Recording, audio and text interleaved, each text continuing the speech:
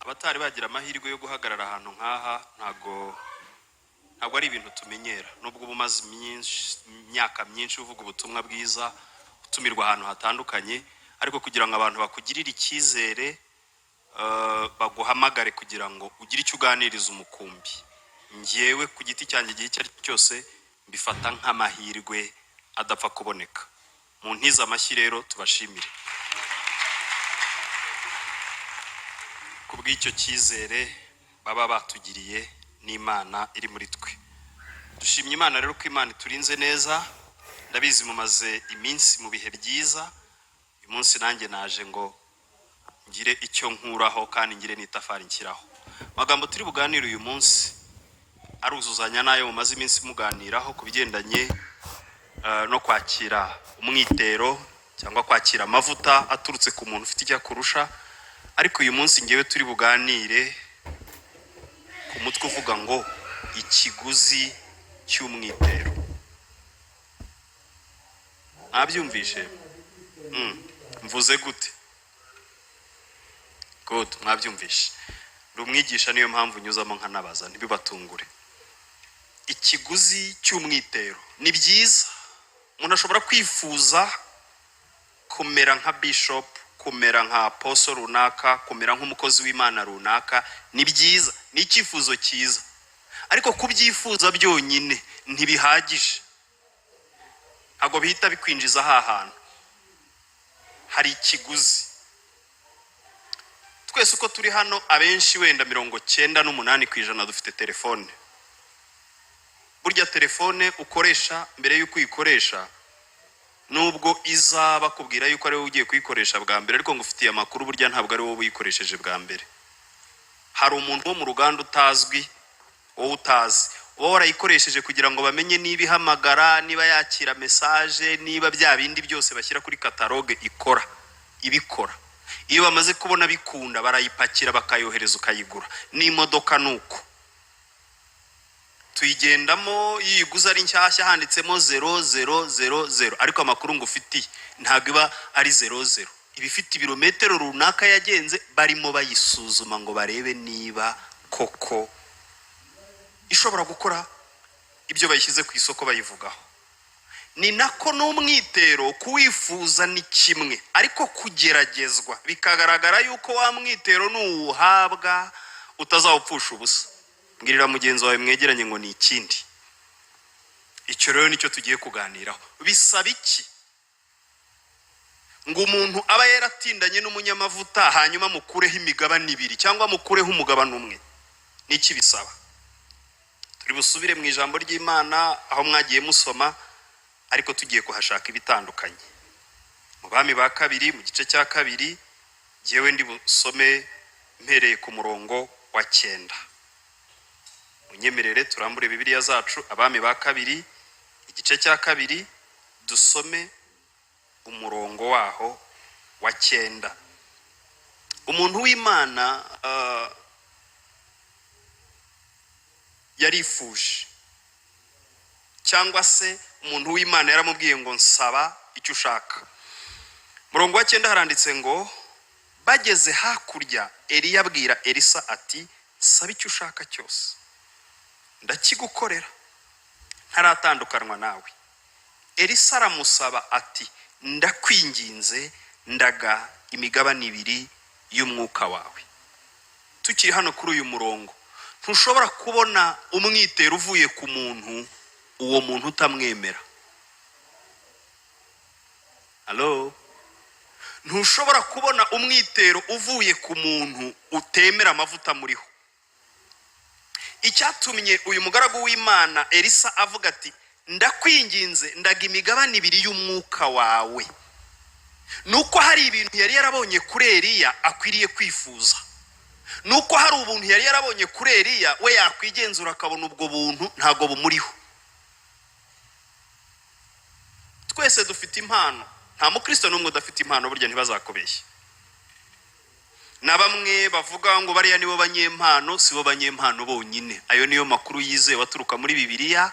Umuntu wese watura ko Kristo ari umwana w'Imana ngo ntashobora kubikora atabibwirijwe n'umwuka.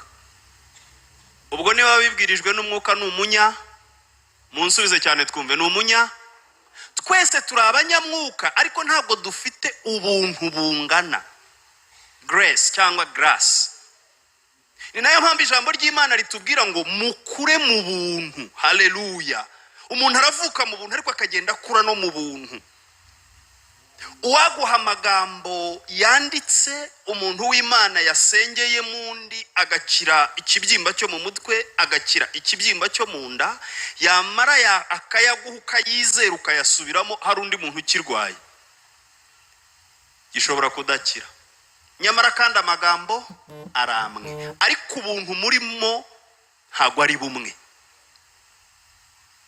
mu cyongereza babyita grace cyangwa bakabyita compensation ntago muri mu buntu bumwe umwitero rero si impano ukura ku muntu ahubwo n'ubuntu bumuriho butari bukuriho umukuraho bukakujyaho haleluya kuko hari igihe ugiye gusaba umwitero ugarutse no mu buzima busanzwe hari impano ufite we atagize gute adafite ariko hari ubuntu harimo wowe utarimo Bana yacu nishima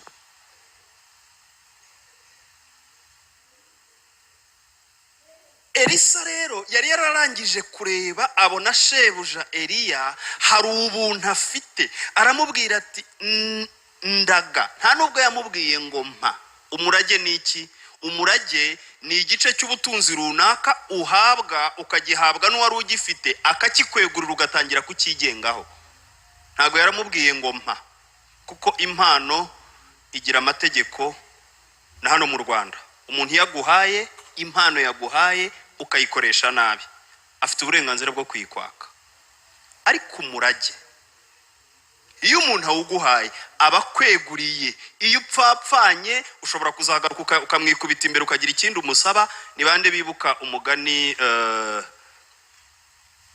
w'umwana w'ikirara ntiyatse umurage we bakawumuha akagenda kawaya aho yagarukiye yasabye imbabazi barazimuha umurage n'impano ni ibintu bibiri bitandukanye ni nako iyo watse umuntu cyangwa wifuje umwitero uri ku muntu ni ukwifuza umurage w'ubuntu buri kuri we kugira ngo uzajye uwukoresha yaba hari yaba atagihari niyo mpamvu kugira ngo ukure umuntu ho umwitero bisaba ikiguzi ariko reba ibintu naguha hanyuma wabikoresha nabi nkaba ntafite uburenganzira bwo kubikwaka kuko narangije kubikwegurira ubwo urumva ibyo bintu nkwiriye kubiguha ntabanje gushishoza aramubwira ngo ndaga imigabane ibiri y'umwuka wawe Eliya aramusubiza ati uransaba ikiruhije cyane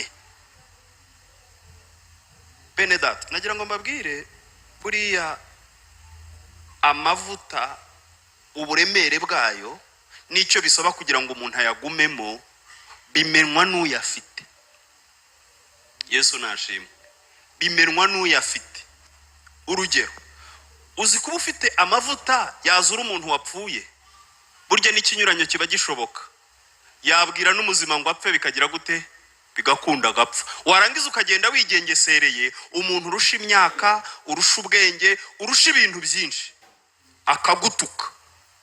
akagutuka ufite amavuta azura umuntu kandi ayo mavuta ashobora no kubwira umuntu ngo apfe bikagira gute bigakunda warangiza ukigengesera ukagenda nkaho utabyumvishe umuhunga urumva nta kiguzi bisaba warangiza ukaza imbere y'umuntu ufite ayo mavuta ugahita umubwira uti ndashaka imigabane ibiri noneho ntabwo nshaka gukorera muri amwe wari urimo ndayashaka yikubye kangahe urumva ataramubwiye atunsabye ikintu kiruhije cyari kiruhije cyane cyari kiruhije Yesu nashimwe nigeze kujya mu ivugabutumwa mu gihugu cy'abarundi nari mfite ukuntu ariko n'ubu njya mbikora iyo numva ubuhanuzi ari bwinshi kandi nshaka kubuvuga mu gihe gitoya mfata Bibiliya hajya ndambura Bibiliya gutya ngasoma narangiza nkareba umuntu nkamubwira nti ibi nibi noneho umumama umwe aranyitegereza dushoje amateraniro arambwira ati wantiza iyo Bibiliya yawe nkareba nti ararambura arangira ati none se bya bintu wasomagamo biri ko ndeba ari Bibiliya nk'izacu nicyo nashakaga kureba. No, Bibiliya z'ikinyarwanda zirimo ubuvugishwa gusa, ubuhanuzi gusa. Hino ni Bibiliya isanzwe. None subigenza ute? Ndamubwira nti n'ubuntu nahawe. Nta kuntu mfite mbigenza ariko n'ubuntu buri kuri nge. Arangije arambwira ati ubwo buntu nibwo nshaka rero. Ati ubwo buntu nibwo ngize gute? Nibwo nshaka. Ndumva nanjye nshaka kuzajya ndambura Bibiliya nareba umuntu nkamenya icyo Imana imubwiye binyuze mu murongo nsomye ako kanya.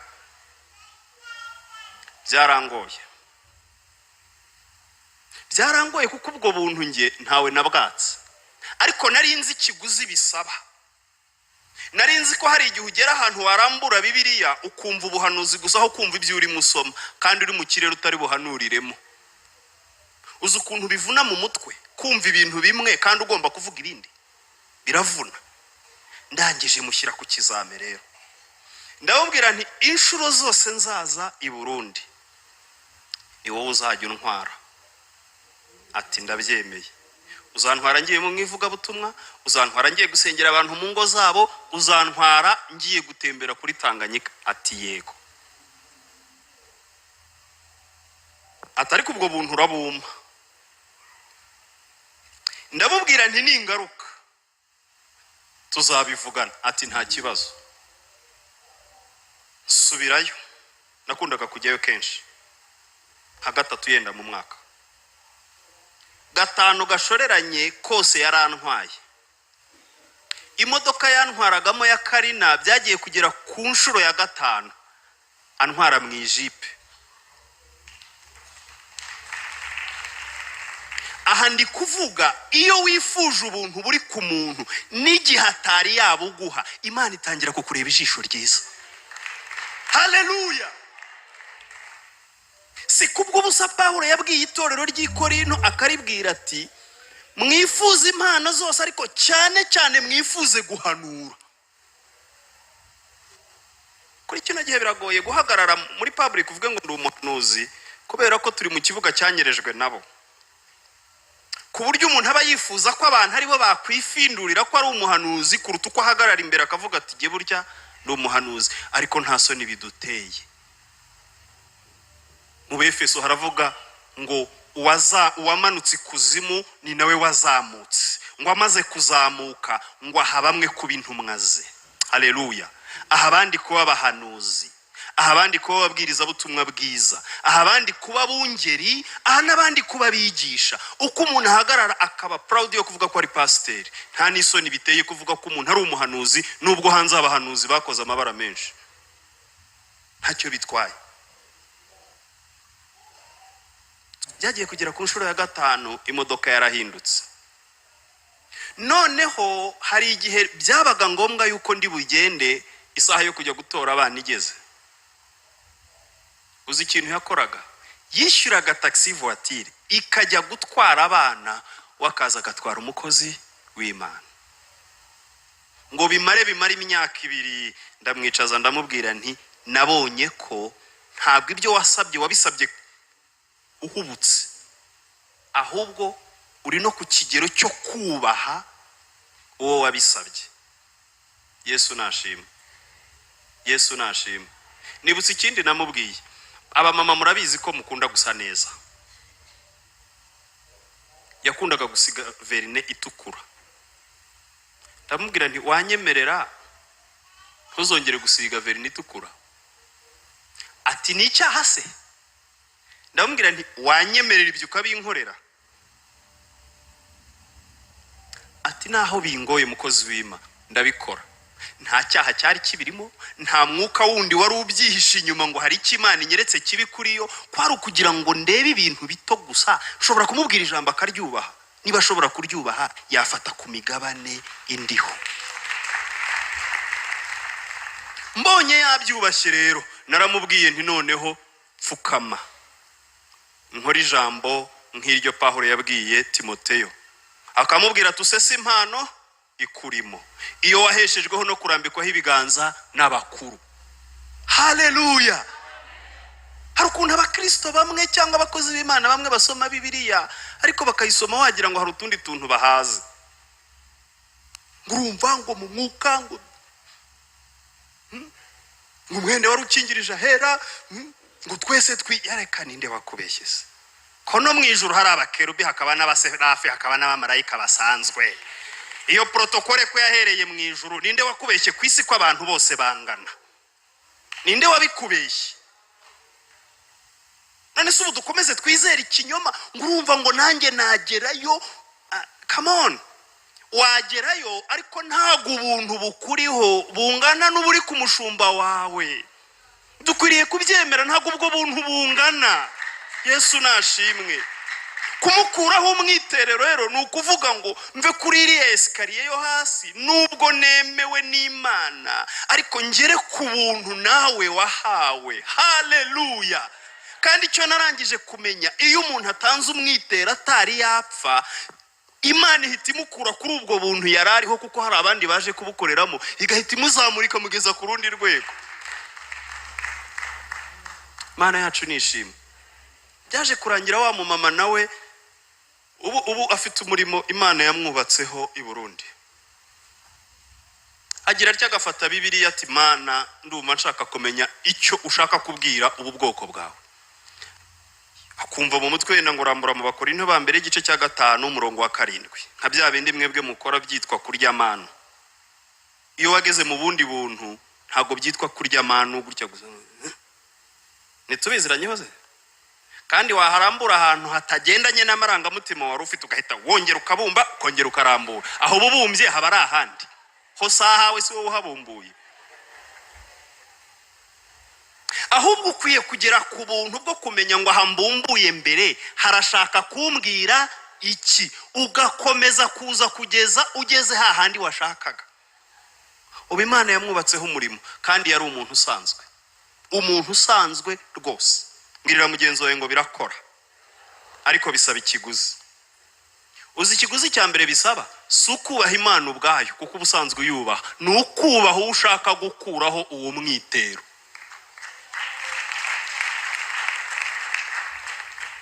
haleluya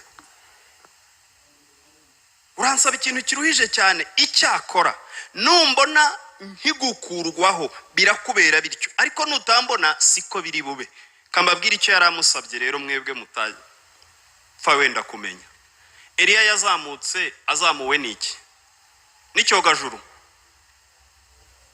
amagare y'umuriro ariko habanje kuza serwakira batayizi ni wa muyaguza wikaraga gutya ukazamura ibyatsi ukazamura matera zari zanitse hejuru y'inzu wajya ko ukabona ziri mu kirere ibintu byose ngaho rero kubwira umuntu ngo mu muyaga nk'uwo urebe umbone ntabwo ari ikizame gikomeye kureba muri serwakira urumva byoroshye ntiyari yemerewe guhumbya kandi hari ibiti bihita hafi aho n'imicanga muri Isirayeli uko hateye ubutaka bwaho bunini n'urucanga ni nk'umucanga cyangwa reka tuvuge ngo igice kinini n'ubutayo reba iryo vumbi rimeze gutyo ivumbi riri buze rikazanamo n'amagare y'amafarashi rikazamura umuntu hanyuma ukabutemerewe guhumbya ukareba umuntu agukurwaho azamuka cyo si ikizame haleluya akigenda baganira haboneka igare ry'umuriro ntabwo ari amagare igare ry'umuriro n'amafarashi y'umuriro birabatandukanya kuko ntabwo barimo kujya mu rugendo rumwe ntibamaze kwemeranya diru uko biri bugende Imana ibyivangamo irabatandukanya igira ngo irebe ngo igihe Eliya azaba atagihari Elisa koko azabasha guhagarara kambatandukanye ndebe yaza ko bari nk'umukristo wa kino gihe ari kuvuga ati ati wa muntu nta n'imbaraga zahari zimurimo ahise apfa n'ibyo ambwiye atabikoze ati agakata ariko Elisa ntabwo ariko yabigenjeje nuko Eliya ajyanwa mu ijuru muri serwakira Elisa bibonye arataka ati data wabereye Isirayeli amagare n'amafarashi nuko ntiyongera kumubona ukundi maze afata umwambaro we awutanyaguramo kabiri ngira ngo ntiyarababaye atoragura n'umwitero Eliya ataye asubirayo ageze ku nkombe ya Yorodani arahahagarara wumvisha umwitero yarawumuhaye ku neza ngo amubwire ati akira we yaramubwiye ati ikizame nugitsinda ikiri bukumenyeshe ko wagitsinze umwitero uraza kuwubona, ikiri bukumenyeshe ko watsinzwe ndazamuka ubwo nzamukane nawe nyine. Cyokora ahita avuga ati umwenda nari nsanzwe nambara urarangiye. Iyi ni kondisiyo ya kabiri, ni ikiguzi cya kabiri. Ntushobora kwakira amavuta n'ubuntu bw'umuntu ufite ibyo akurusha ukigundiriye ibyo wari usanganwe. Gira mugenzi wawe ngo niko gutangira umwitero we. Nukuvuga ngo ubwo mbonye umwitero wa kabiri, ubwo mbonye ubuntu ubuntu bugeretse kubwo nari mfite, ntabwo ngomba gukorera muri anointing nari nsanzwe ndimo. Haleluya. Hari abantu benshi turambikaho ibiganza, hari abantu benshi uvuga uti genda ukorere muri aya mavuta, mwahoreje mu gitondo ugasanga aracyari muri za quartier yaratuyemo. Girira mugenzi wawe ngo amavuta yimura n'umuntu aho yaratuye. Yes, amavuta yimura umuntu aho kuko Imana ikuzamuye mu buntu, ibinakuzamuye mu rwego rwabo ugomba gufasha. Hari abantu mutazahurira muri gobyori, muzahurira mu mihanda y'inzira zigororotse. Nta muntu hambere aha werutse kubwirwa muri Bibiliya ngo ugende ujye mu nzira igize ite igororotse. Girira mugenzi wawe ngo Imana iguhuze n'abantu bo mu nzira zigororotse. Iguhe n'amavuta yo guhura n'abantu bo mu nzira zigororotse. Ntibivuze yuko abo muri gobyori atari abantu, ariko hari amavuta akora muri gobyori, hari n'akora mu nzira zigize gute. Iyo rero wakiriye ubuntu ugomba kwimuka wese. Haleluya. Ukimuka umwitero ukawushwanyaguza, ukavuga ngo umwambaro bari basanzwe bambonana ntabwo ariwo ndimo. Gira mugenzi wawe ngo n'indimi zirahinduka. Ndavuga iz'umwuka, n'indimi zirahinduka iyo wakiriye umwitero. Haleluya. Zirahinduka. Umuntu mwahoze musengana mu myaka 10 ishize yakumva winjiye muri cya kirere cyacu we, muri kakabari ko kwa Yoweri tujya tunyweramo. Haleluya. Ega Bibiliya iravuga bisa n'ubusinzi. Ezekiel arabihanura aravuga ngo bari bameze nk'abantu basinzihira, ngo amenyo yabo ngo ameze ngo ameze nk'ayahinduwe na vino. Abantu bakavuga ati reba se igihe kizagera Abisirayeli bagira aho basinda amenyo azigire. Kumbi yavugaga uburyo abantu bazuzura mwuka wera. Haleluya. Umuntu yajya bareba akabona n'abandi bandi iyo wakiriye umwitero. Haleluya. Sikala bestole keseye bestole vele mestalaba. Iyo wakiriye umwitero n'indimi zo mu mwuka zirahinduka. Usigara ureba n'ahantu wari utuye ugahita uvuga uti ariko hano hantu ntabwo hakinkwiriye. Haleluya. Yakome cyane bikubera uko wizeye kandi ubwo wakiriye kabaye. Ubwo wakiriye Imana itanze vision itanga na provision. Imana itanze yerekwa itanga nibirishyigikira. Iyo ufite yerekwa ryo mu nzira zigororotse rero utandukana na gobyori ukajya gutegerereza mu nzira zigize gute zigororotse. Haleluya. Bisaba ikiguzi, bisaba guhinduka mu bitekerezo. Eliya yagiye umwitero yawusize, ariko umuntu acyakira umwitero imyambaro yari isanzwe imukwira ntabwo yongera kumukwira. Haleluya. Quartier yarasanzwe arimo atangira kumva hari ahandi hantu yajya. Bibiliya iravuga ngo tuva mu bwiza tujya mu bundi bwiza. Igihe icyo aricyo cyose uzumva ushaka kuva mu bwiza ujya no mu bundi, uzavuga uti hari ubuntu bw'umuntu runaka ndimo nitendekaho kugira ngo ngere ahandi hantu. Uziko nta muntu ushobora kwemera ko ari umugabo, nta muntu wabanje wamutanze kuba umugabo wamubwiye ngo uri umugabo. Gusa mu muco wa Kinyarwanda ntibitangira uri umugabo, bitangira urakagabo ushaka gukora mu ntoki gutya, kagukora mu ntoki gutya. Burya niko gutanga n'umwitero bigenda. Haleluya. Bitangira umuntu akwapresiya, bitangira umuntu akubwira ngo none se mwene da ko nta kintu ukora mu rusengero, mu binginzi ntubamo, muri ba bantu bahoze batuyobora hano ntubamo, mu banyamasengesho ntubamo, mu bakora isuku mu rusengero ntubamo, mu bitanga igikorwa cyo gukora umurimo w'Imana kigeze ntubamo. uzakira umwitero gute nta muntu ukuzi? Mbariza uwo mwegeranye, mbariza utumwitero uzanyurahe. Ikindi kiguzi cyasabye abantu bose, burya nta Elisa wabaho hatabanje kuba Eliya. Yego,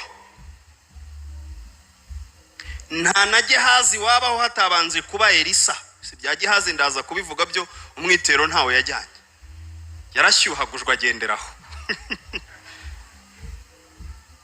Yarashyuhagujwe agenderaho. Kandi ikintu narangije kumenya, uzi ko amavuta n'ubuntu buri ku muntu niyo apfuye niyo yimutse. Tuzi abakozi b'Imana benshi bakoreye muri kino gihugu cy'u Rwanda, igihe kiragera Imana ibajyana mu bwiza bwo muri Australia, ibajyana mu bwiza bwo muri Europe, muri Amerika, bajya gukorera muri icyo kirere. Uzi ko anointing bakoreragamo batajyana nayo, bayisiga mu gihugu kuko ibigenewe icyo gihugu. Abari maso bahita bayicakira. Haleluya.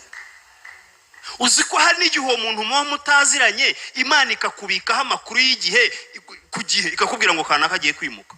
Ibi ndi kuvuga ndabizi, ntabwo ndi bivugira hano yenda muri detail, ariko hari umuntu umwe igihe cyo kwimuka cye kigeze mbere h'umwaka, Imana yagiye impa amakuru kugeza igihe yimukiye. Kwari ukugira ngo umwitero yari afite mwakire, ye kugenda awujyanye.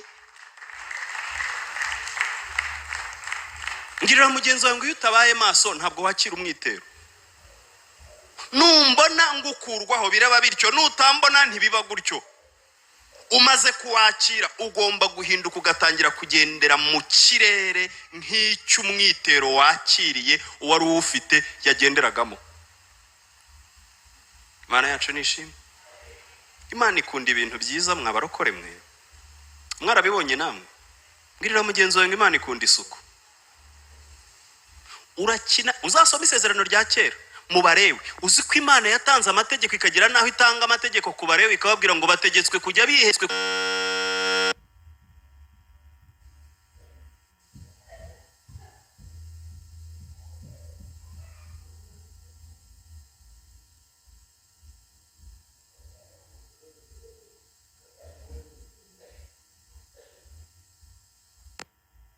amaguru nyine ubisiga uko nguko, waza gutaha ukagigira utya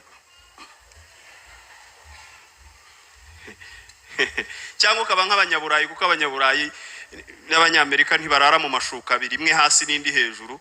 Bafata nyine bafata couvre bakayishyira mu kindi kintu bita kuwete, hanyuma yabishaka yajya gutaha, yajya kuva mu rugo agasiga yizinze, kuko ishuka yo hasi bari imwe, agasiga yizinze kuwete akayishyira ku ruhande. Yaza kuza akaryama akayizinguriraho. Hari ibintu Imana idashobora kugukorera igihe ineka igasanga no mu rugo ntago hari smart. Haleluya. Iyo Imana ijya gutanga amavuta, ijya gutanga umwitero, nutwira dukontorora. Twibizame tubaha nyine n'ibyo mushobora gutsinda tunabireba, ariko ntabwo nakubaza ngo wasize ushashe. Ngirira mugenzi wawe ngo nibyo Imana irabireba. None se ntago mwari mwasoma muri Bibiliya ngo mubona hano handitse ngo ibidarafu ngo binepa? Ntago mwari mwabisoma? Ibidarafu se niki? Sonosoke de couvrerie et de matera.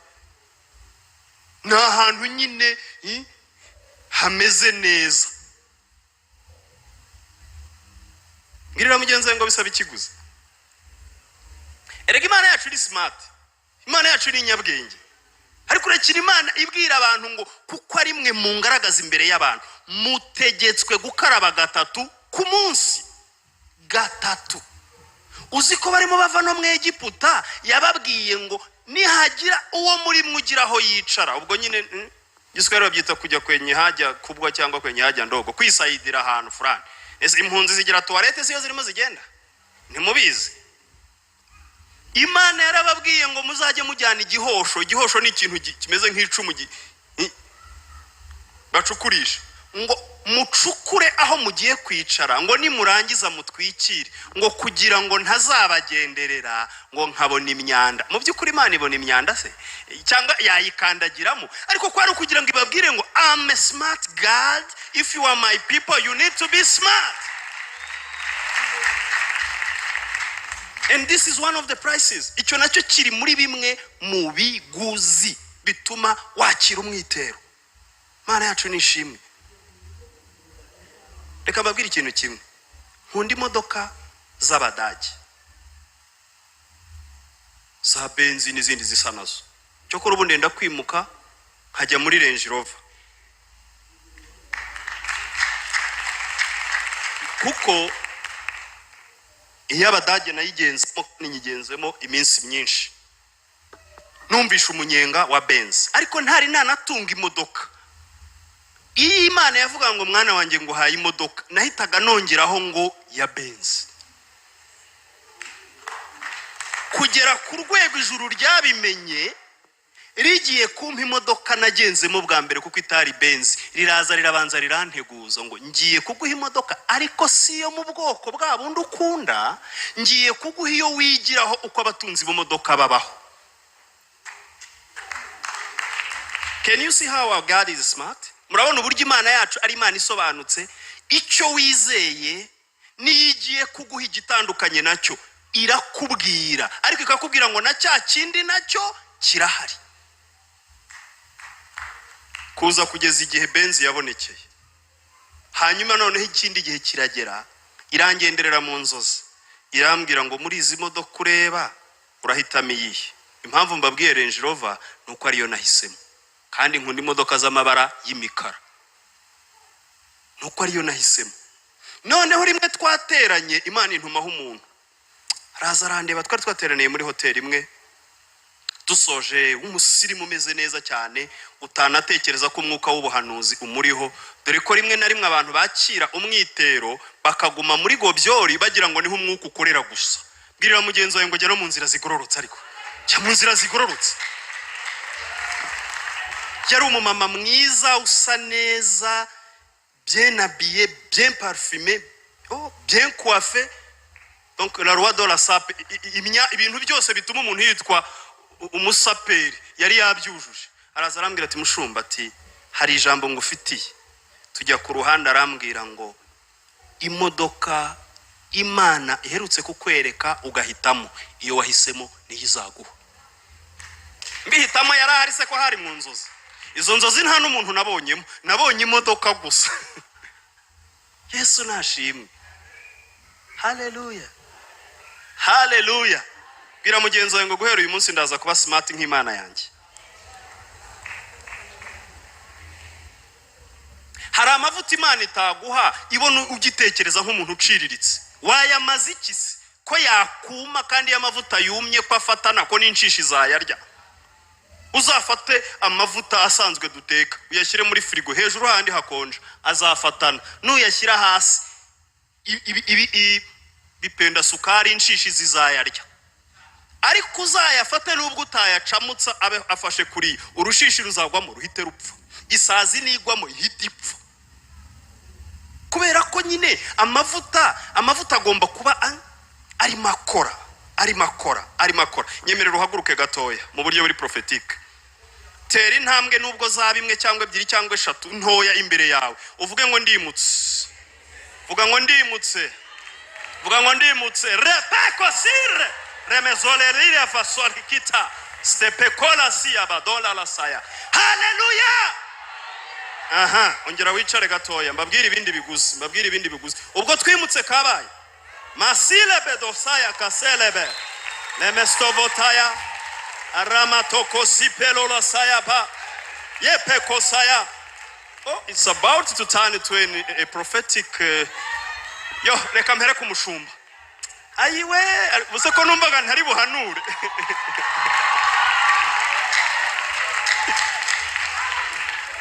Nkivuga imodoka ntabwo nzi imodoka ugendamo, urabizi ko ari ubwa kabiri tubonanye rwose. Nta hantu twari tuziranye n'umushumba, namubwiye aho yansanze bwa mbere, arambwira ati nari narebye n'ifoto nkibaza uyu muntu muzi, yansanze ahantu muri office gusa. ntandi hantu tuziranye ariko nkivuga imodoka Imana irambwiye ngo iguhinduriye imodoka.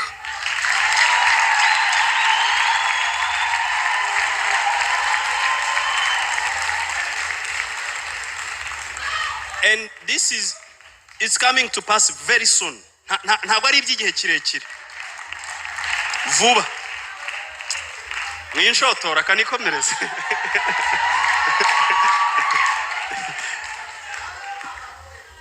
Uyu munsi rero naje mu mwitero wo kwigisha.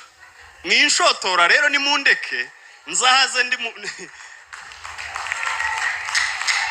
cyokora ndi buhanurire na mucuti wanje. Ndaje mukanya. Ndaje humura. Ndaje. Sinzi niba aho nagusanze ariho ugituye ariko ugiye kwimuka.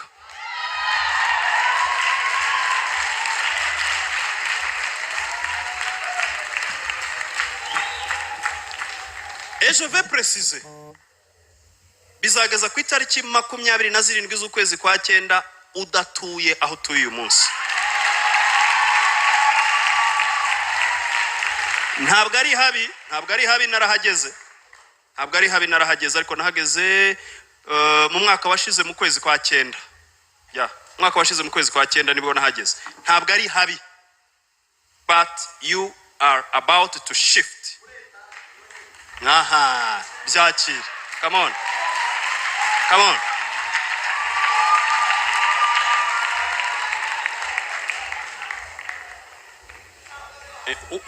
Wowe twagendana. Kera najyaga mbwira abantu nti iyo nitegereje nkabona wenda ubu ntibikibaho mu myaka yashize. Iyo nitegerezaga nkabona amafaranga nsigaranye nayangaburira inshuro imwe gusa nkaba ntazi igihe nzongera kurira. Decision ya kigabo ni ukurya inyama bwa nyuma. Nuko nabyanzuraga nkavuga nti sinzi igihe nzongera kurira. Ubwo rero ntazi igihe nzongera kurira ngiye kurya neza uko mbishaka hanyuma igihe nzongera kurira kiramaze.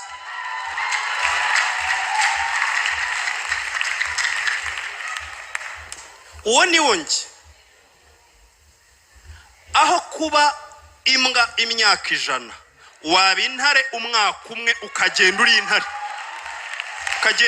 Bakajya bavuga bati hano hahoze intare yahamaze umwaka umwe ariko yari intare.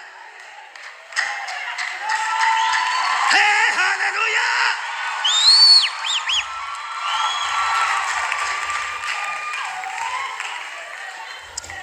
Ariko mwaretse kunshotora.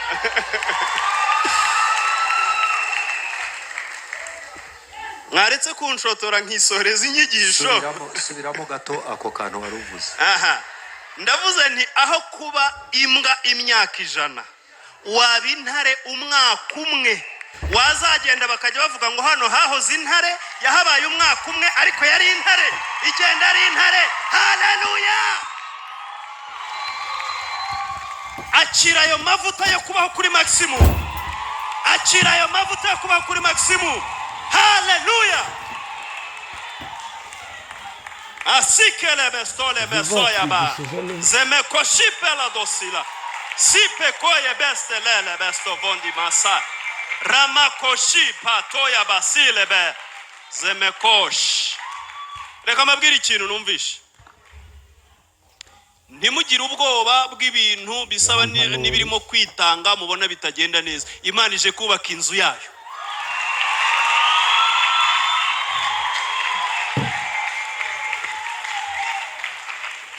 Niba hariho no kwitangisha mu guhagarika abantu barajya bizana muri office bishop nta kindi bizane muri office bazane miliyoni abandi bazane 3 abandi bazane 200,000 fini ibintu byo gupfundapfundikanya. Imana ije kubaka inzu yayo.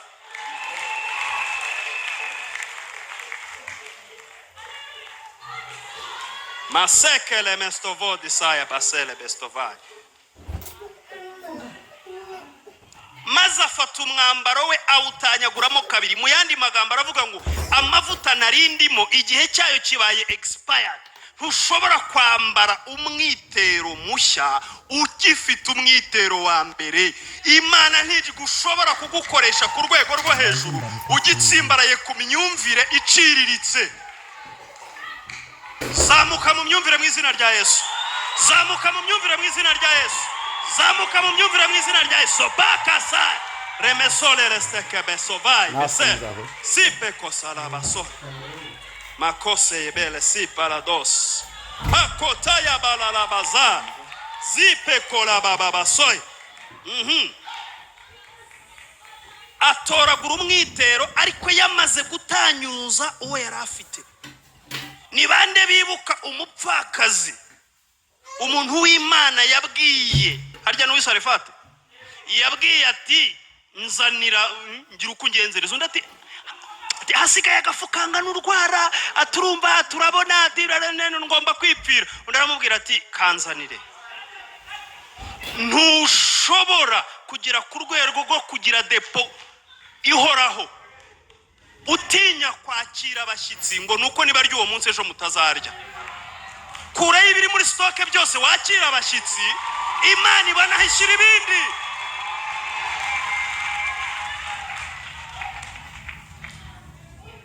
Haleluya, haleluya. Masipele dose bekeshai. Aya mahame ndi kubabwira akora mu isi y'umwuka agakora no mu isi y'umubiri. Bisaba ikiguzi rero. Bisaba ikiguzi.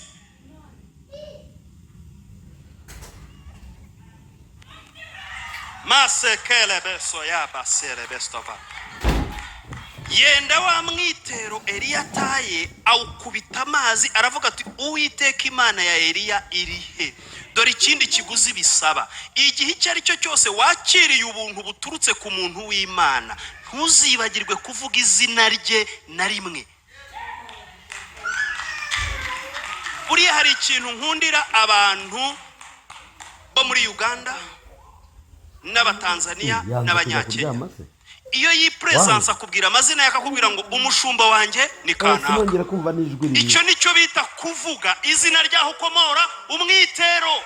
Nibwo ugurumana icyo bita spiritual covering. Nibwo ukomeza gutwikirwa n'amavuta ya wa muntu. Ngiye nkunda kwigisha ntanga ingero. Hari umumama umwe ntabwo akiri mu mubiri, abavandimwe babiri twazanye baramuzi. Twamuhimbaga mama ndogo ku izina ry'ababyeyi. Rimwe yagiye muri hopitali ya Masaka. Agezeyo asanga umubyeyi byananiye kubyara. Ubundi mu Kinyarwanda cya Bibiliya iyo igihe cyo kubyara cyageze umuntu ntabyare, Bibiliya nibyo yita kugumirwa. Hasanga umubyeyi wagize gute wagumiwe, nicyo bita kugumirwa mu Kinyarwanda cya Bibiliya. Arasenga biranga.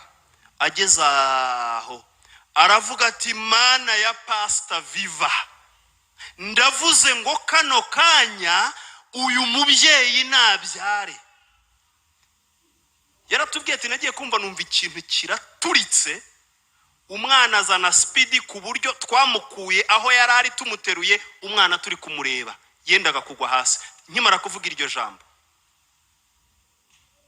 Bundi mu busanzwe amazina yanjye yose yarambuye ni Viva Vincent de Paul Sengimana. Yaravuze ati Mana ya Pastor Viva, uzi icyo yaravuze icyo gihe? Yaravuze ngo ubuntu bundiho ntabwo bushomeye gukemura kino kibazo, ariko ubuntu buri ku mushumba wanjye bwagikemura. Reka rero mvuge mu izina rye. Ni Imana ya protocole. Bwira mugenzi wawe ngo ni Imana izi gukurikiza protocole. Igitangaza cya mbere Elisa yakoze, yagikoze mu izina ry'amavuta ya Eliya, kuko niwe yakuyeho umwitero. Bwira mugenzi wawe ngo ntukibagirwe umuntu watumye ugera aho ugeze.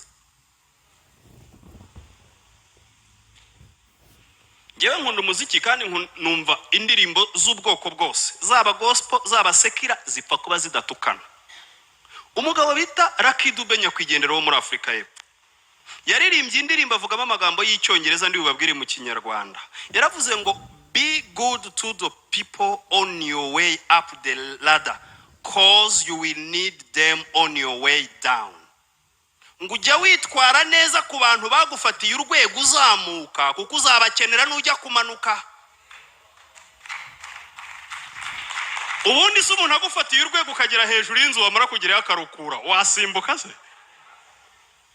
Wasimbuka. Nicyo bivuze rero kubaha umuntu waguhesheje umwitero, kuko iyo dutanze umwitero birikuba kuko natwe tuba tugiye kubona a double portion. Ubuntu bundiho iyo nkurambitseho ibiganza, iyo bishop akurambutseho ibiganza, ubuntu bumuriho bugira kuri wowe bwikubye. Ushobora no kwiruka ukiruka biruta uko yirukaga. Nubona wamusigishije amaguru rero ntuzikomange ku gatuza, uzavuga uti nzaho bituruka. Ntabwo ari ukwishakira icyubahiro kuko ndi umushumba. This is Bible. Ntabwo tubisomye muri Bibiliya. Ahubwo abakristo indwara turwaye cyangwa n'abavuga butumwa rimwe na rimwe turwaye indwara yo gusoma ibyanditswe byinshi ariko tugataha nta na kimwe dusobanuye ngo abantu bagisobanukirwe neza. Nta byinshi ndi busome, ndasoma ahantu hamwe honyine kandi musanzwe muhasoma, ariko ndavumburamo ibintu mutajyaga mutekereza. Ducyura ibyo mpanureho gatoya ubundi ntahe. Haleluya. Undi byamvangiye ntabwo nyankunda kuhanura atari cyo cyandamukije, ariko Bibiliya iravuga ngo Uwiteka yavuze ninde wagira gute? Ninde waceceka? Ngo intare itontumye mu ishyamba ninde utatinya? Buje se waba umunyamunya? Ntago bikunda.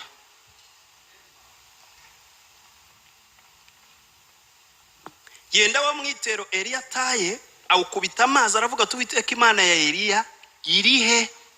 Ni nko kuvuga ngo ndashaka kumenya niba umwitero wampaye koko ukora. Erega ni Imana yubaha uruhererekane. Ngiyo ndimo nsenga navuga nti Imana ya Abrahamu, Imana ya Isaka, Imana ya Isirayeli, Imana ya Vincent de Paul. Kuko ni Imana y'uruhererekane. Ushatse wanongeramo Imana y'umushumba wawe ukabona kugera ku izina ryawe, kuko ni Imana yubaha protokole. Mwisi y'umwuka iyo uvuze umuntu abamarayika bose bashinzwe kumufasha akazi bumva izina rye bagahita bavuga ngo nicyo agiye gusaba kuri wa muntu dushinzwe. Abamarayika bakava hahandi bari bakaza kukwatendinga, bakumva ukeneye intervention bakaza bakagufasha akazi nk'ako wa muntu w'Imana yari kugufasha ahari. Reka mbigarure mu buzima busanzwe mu byumve. Ntago mujya murota ibintu byabananiye ukabona nka bishop arahageze hagakora nk'akantu gato ukabona birakunze mu nzozi. Abarose izo nzozi nimugire gutya. Ntubareba? None se ugira ngo niki kiba cyabaye? Kubera ko wubaha amavuta ye. Hari abantu bajya baduhamagara mu gitondo akabyuka guhamagara ati pastor, ati nijoro ko naraye ndose hari ibintu mbwira nta kuntu wabimbwira. Mu by'ukuri ibyo bintu ntabwo tuba twabimenye rwose, ntimukatugore. Cyokora abamarayika bashinzwe kudufasha akazi iyo babonye umwe mu bantu wemera amavuta yacu hari ikibazo afite twakabaye dukemura duhari, abamarayika bahita bipanga akaza ako kanya bakavuga ngo kubw'icyubahiro tugomba uyu mugabo tugiye gukemura ikibazo yari gukemura yaza kuba hari, kuko twebwe dushobora kujyayo kandi wasinziriye, bakaza bakagikemura. Niyo mpamvu ushobora kujya kubona ukabona umuntu w'Imana yaje arakuganiriza mu nzozi akubwira ibintu mu by'ukuri siwe, ni marayika we ariko waje mu ishusho ye, kuko uwo muntu wubaha amavuta ye. Mwirira mugenzi wawe ngo niba utagira urota umushumba wawe ntago mwemera. That's it and that's true. Niba utagira urota umushumba wawe ntumwemera, full stop, ntago mwemera. Niba atajya kugenderera mu nzozi ntago mwemera. Nta rindi perereza. Dawidi hembara yaherutse kuvuga ati Mana warangendereye mu nzozi urantata nta kibi wansanganye. Rwose icyo bita umusako cyangwa gusaka kwiza ko mu mwuka tuba dusinziriye. Ugira ngo hitamo ibyo uri bubone, ntago bihitamo. Niba rero utajya ubona yidumbukiza mu nzozi ngo ubone uri mu bintu bitari byiza ngo aza akakubwira ati we mukobwa wanjye ibintu urimo ni ibiki, ntago mwemera. niba uri mu bihe bikomeye utajya umubonaza ngo avuge ngo humura mwana wanjye uzabinyuramo, ntabwo amavuta yemera. uzi inama nakugira, imukwa ujye kuwurota. wagira ngo hari ubwoba biteye se? nta bwoba biteye. iyo umuntu yahamagawe, nta reka mbabwire, imodoka yakije hano igafumyamo ikirukanka, ihamagara ivumbi cyangwa ivumbi rirayikurikira bitewe na vitesi ifite. iyo umuntu afite amavuta ntago ahamagara abantu baza bakurikiye ya mavuta. waba uri muteza mbute yaje uri ahantu hatari ahanyaho, ni naho haturuka rero amagambo kuki ariko amavuta y'umushumba ngo hari nk'ibintu mujye ndabona ntasobanukiwe ne. uri ahantu hatariho, kura traffic jam mu nzira, jya ahantu hanya ngo ariko ugiye ngo hari umushumba ngo igihe icyo ari cyo cyose ngo no mu mayerekwa wanjye niyaza sezera ugenda ugeyo, bitwaye iki rwose? ni wumva genda usezera azaguha rekomandasiyo rwose. erega hari ikintu kimwe, Imana ntabwo yadutumye abantu, yadutumye kuba umucyo abawukeneye bakawusanga. iyo ubaye umucyo abawukeneye bagira gute? reka mbigarure mu kinyarwanda. umukecuru ufite imineke mu kibo ntabura abuzukuru mu rugo, ipfa kuba yahumuye barizana, imwe yakamara ipfa kuba yagize gute? hariho n'abahanga bahumurirwa na voka ku buryo na voka iyo zahiye babimenya, ariko umukecuru ufite abuzukuru ufite imineke ntabura abuzukuru mu rugo. ndimo ndagenda kandi ngana kuri cya gice nababwiye, ndibwongere ngahanuraho undi tugasoza. amaze gukubita amazi yigabanyamo kabiri, umwe ajya ukwayo andi ajya ukwayo. Elisa ahera ko arambuka, maze ba bana b'abahanuzi b'i Yeriko bari bamwitegereje bamubonye baravuga bati umwuka wa Eliya ari muri Elisa. nuko baza bamusanganira bamugezeho bamwikubita imbere. uzaba abana bari bari mu ishuri ry'abahanuzi Eliya yigishaga, ariko ntibari bazi kugira icyo bamukuraho. Elisa arareba aravuga ati ntabwo uyu muntu angendana, yemera no kwishyura ibiguzi. baramubwira bati abagaragu bawe turi kumwe n'abagabo bakomeye. nari nsimbutse. bari bamwitegeye bamubonye baravuga bati umwuka wari wa Eliya uri muri Elisa. hari igitangaza yari bwakore? barabirebye bahita bagira gute? babyibwira. nuko baza kumusanganira bamugezeho bamwikubita imbere baramubwira bati abagaragu bawe turi kumwe n'abagabo bakomeye 50, none turakwinginze reka bajye gushaka shobuja ahari. umwuka w'Uwiteka aba yaramuteruye akamujugunya ku musozi muremure cyangwa mu kibaya. aravuga ati oya ntimubohereze, kuko yarazi aho yagiye. uzi icyo bivuze?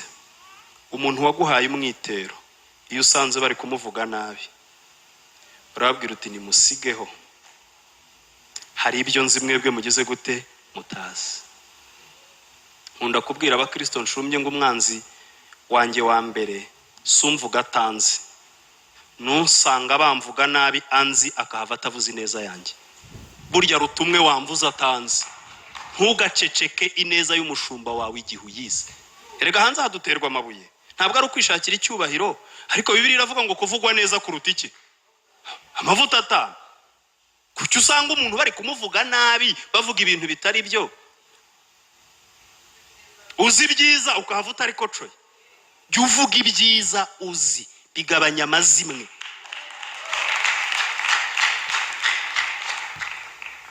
uzafata imyambi 10 yitondekanye ukongeza uwa mbere, hanyuma ujye ku mwambi wa 5 uwukure mu murongo. izaka nigera ku wa 5 kuko ibura uwifatisha ihite yibwiriza igire gute? ubwo iyo nkuru uzaba uyigarukirije aho ngaho, ntabwo izakomeza kwambuka. kubera iki? wayiciye amazi. arabwira ati ntimugire gute? oya ntimubohereze. baramuhata kugeza aho bamurembereje, arabemerera ati ntimubohereze, kuko yarazi ko ntacyo bari bubone. ariko yabanje kubabwira ati ntimubohereze. nuko baboherezayo abagabo 50 bamara iminsi 3 bamushaka baramubura. nko kuvuga ngo ubwo murimo mumushakaho ibibi nge nkaba nababwiye ibyiza mukaba mutabyemera, ngaho nimukomeze mushakishe yenda hari muzagira gute? muzabibona kugeza igihe babiburiye. urumva uko umuntu yitwara iyo yamaze kwakira umwitero.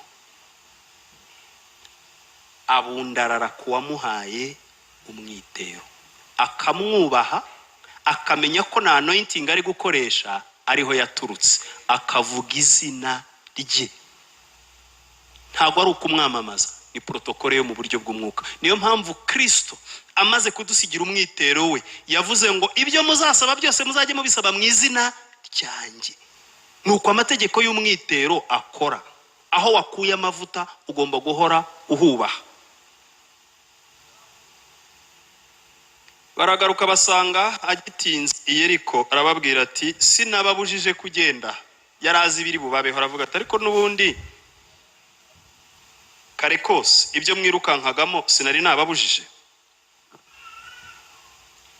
Reka rero mbabwire nti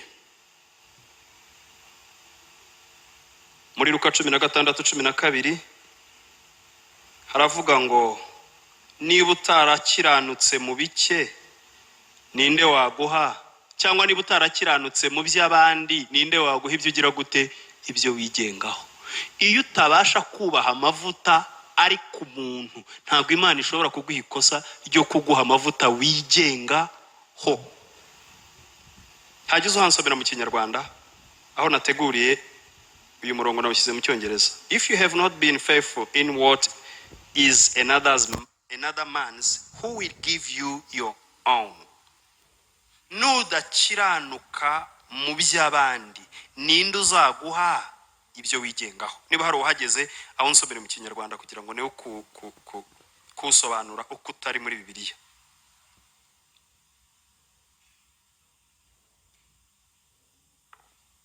Luka 12 umurongo. Luka 16 umurongo wa 12.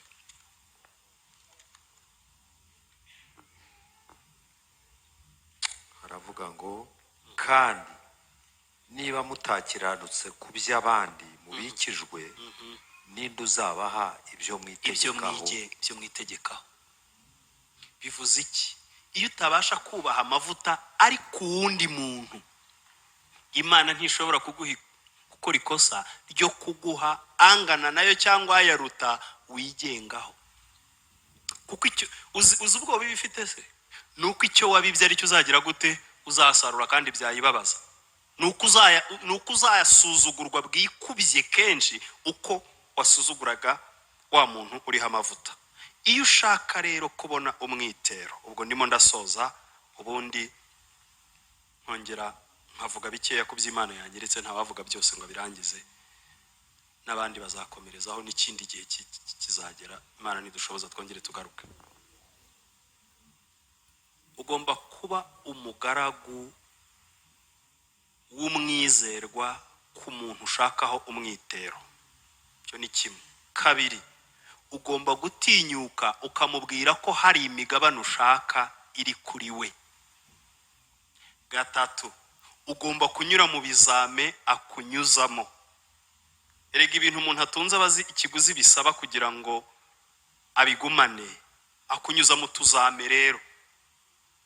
Kane, iyo umaze kwakira umwitero ugomba gushanyuza uwo wari ufite. Ntabwo imyitero ibiri ikorera icyarimwe. Mu yandi magambo, ntabwo amavuta wari usanganwe ariyo uzakomeza gukoreramo, ugomba kuyiyambura. Ikindi, iyo watangiye gukorera mu mavuta cyangwa mu mwitero cyangwa mu buntu bw'umuntu waguhesheje ubwo buntu, ntabwo ugomba kwibagirwa izina rye. Mwibuka umugabo witwa Gideyoni, yarababwiye ngo baze kubikora bavuga ngo ni kubw'Imana nande, kubw'Imana kugira ngo bikunde bikore, kuko si Imana yari yabibwiye. Kandi kuko Gideyoni atabera hose icyarimwe, arababwira ati password ni muze kubigenza gutya, muvuge ngo kubw'Imana na Gideyoni iraza kubahiriza ijambo yamvuzeho, iryubahirizaho murivugiye mukavuga n'izina ryanjye. Niko protokole y'umwuka ikora. Uzi ko iyo uri intumwa y'umuntu, iyo ugiye kuvuga ijambo utavuga nkawe, uvuga mu izina ry'uwagize gute, ry'uwagutumye. Iyo ufite umwitero rero ugomba guhora witwararitse, ukajya wibuka kuvuga izina ry'uwaguhesheje umwitero.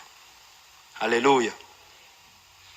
Iyo usanze aho bamuvuga nabi, ugomba kuvuga ineza ye. Reka mbabwize ukuri, hari Viva Vincent de Paul mubona hano uhagaze hano, ariko uvuze ubuhanuzi bubiri kuri aba bagaragu b'Imana ntabwo ari uyu mureba, nundi w'imbere mutareba. Uwo w'imbere rero atuye muri uyu mureba. Uyu mureba ni umuntu buntu ushobora gukosa nkuko namwe mugira gute mukosa, ariko yakosheje ubuntu bwa wa wundi urimo imbere ntago bumwemerera, ntibumuha amahwemo, buramubwira ngo wakosheje, yarangiza agasaba imbabazi.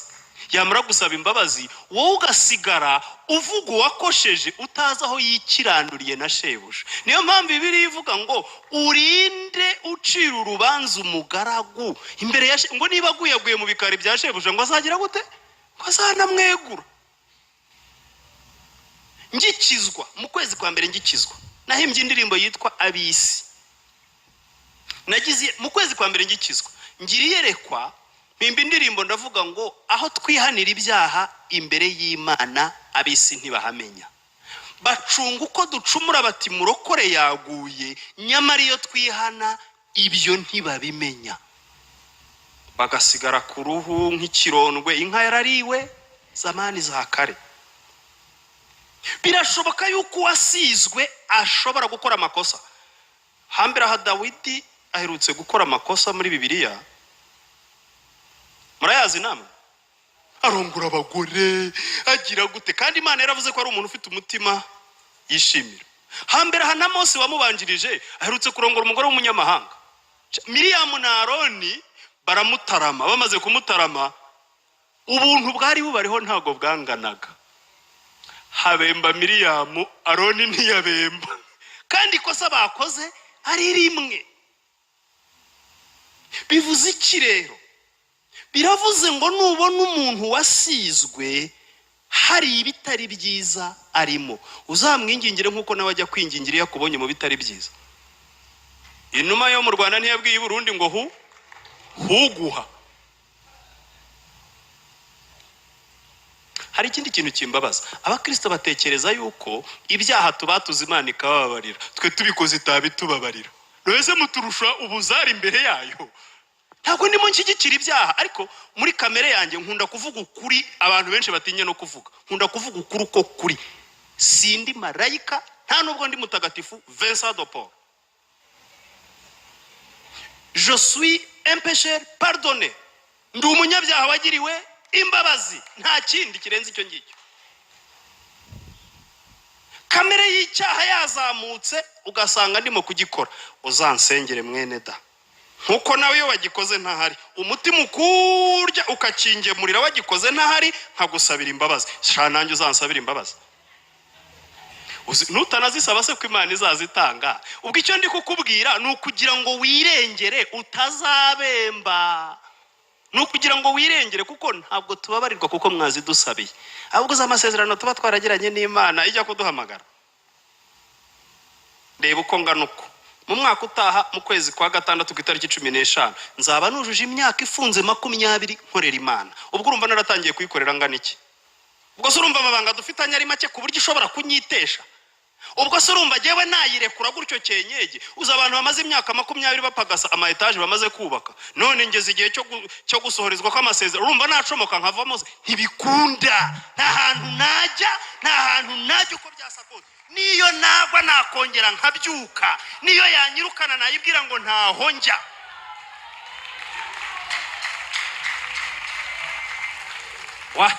Warangiza nguzi ko bishop yaguye, ariko agwate amaze imyaka ingana igeze akorera Imana, bose bafitanye amabanga angana iki se? Ku buryo aramutse anaguye da Imana itagira gute? Niba kwirukankaho no mu isi bo batakuzi, umuntu uhagaritse ibintu bingana gutya yajya kugwa Imana ikamureka gutyo gusa? Amen. Tujye dushyira no muri logique, dushyira no muri gaciro. Niba kwirukankaho umuntu yaraye agutereta buri bucyaka kubirindura, Imana igatuma umuhanuzi akaza agendera hati ziriya nzira nuzijyamo urahura n'ibibazo utanagiyeyo, no mu isibo batakuzi, umuntu wicaje abantu bangana gutya ukoreye Imana ufite amasezerano nk'amwe amwe muri make muzi, reka twemere ko yaguye. Mbwirira mugenzi wawe ngo ubwo urumva Imana yamuhereza bikarangiriraho. None zubwo upfusha ururimi rwawe ubusa uvuga ibintu uzi ko bidashoboka, urwana n'iki? Nta kintu bimaze, nta kintu bimaze.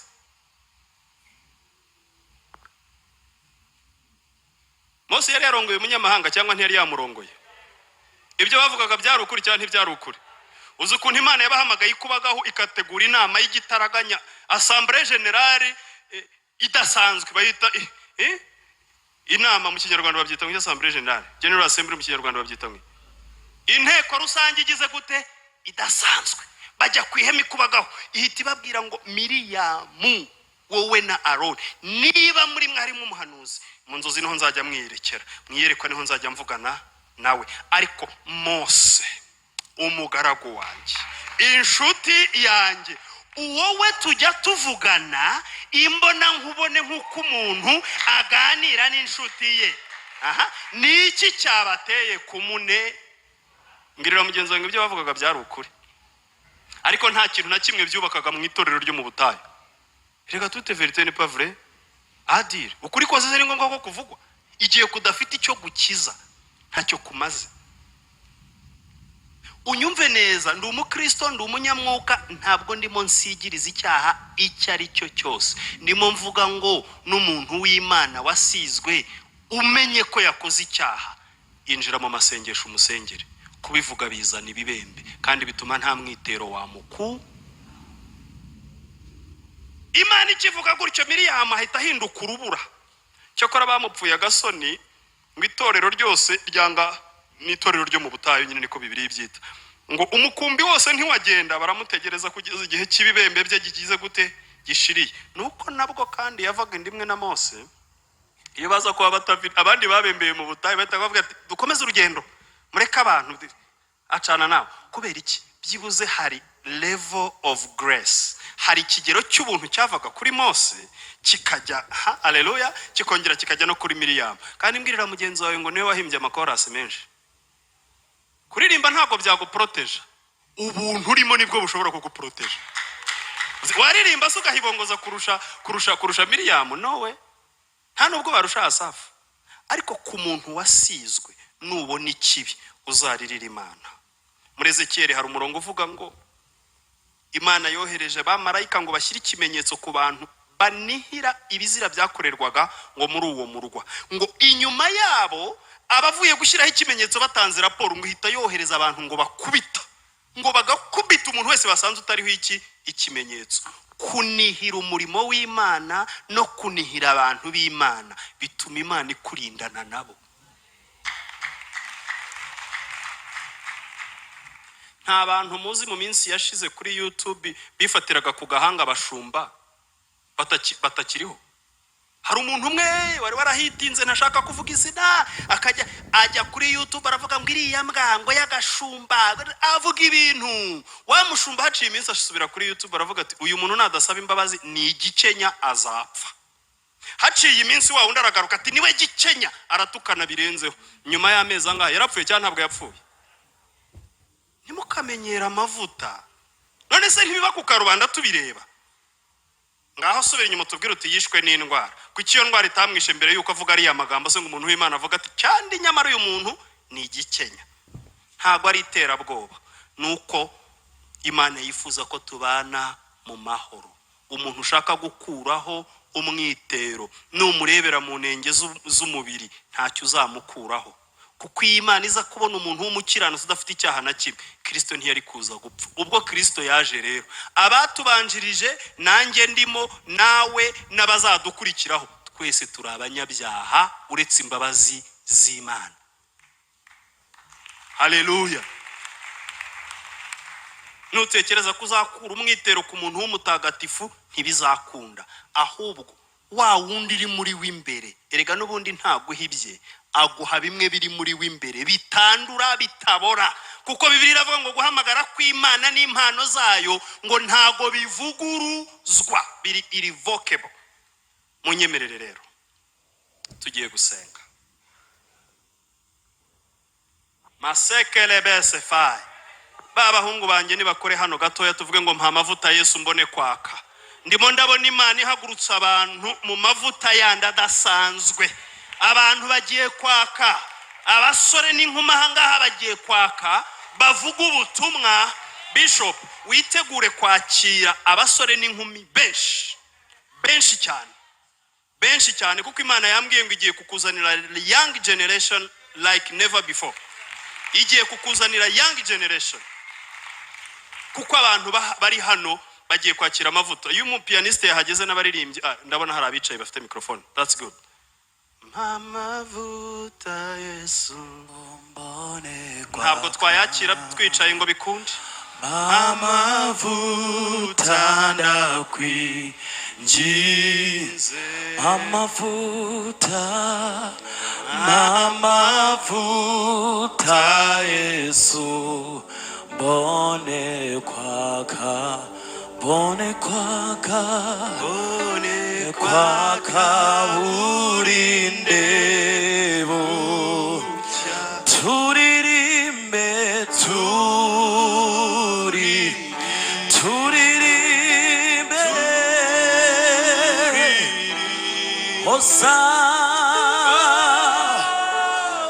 Hosana tugusingize, wowe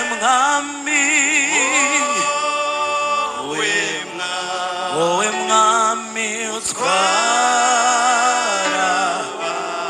Yesu tugusingize, turirimbe